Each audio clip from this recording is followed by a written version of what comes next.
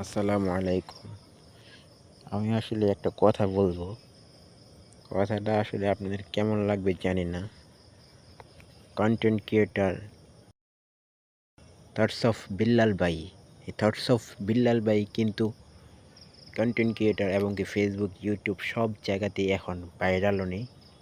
আর উনি একটা কথা বলছিল যে আমাকে কেউ কপি করবেন না। আমার এটা বলার পর থেকেই অনেকে ওনার বিরুদ্ধেও কথা বলতেছে, আবার ওনার সাপোর্ট নিয়েও কথা বলতেছে।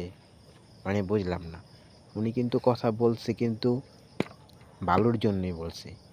উনি এইটাই বলতে চাইছিল যে আমার থেকে ভালো কিছু করো, আমার থেকে আরও ভালো বেটার কিছু করো।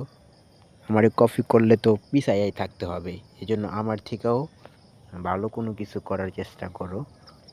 আর ভালো কোনো কিছু করলে কিন্তু থটস অফ বিল্লাল ভাই থেকেও আপনারা এগিয়ে যাবেন ইনশাল্লাহ। সবার জন্যই দোয়া করি।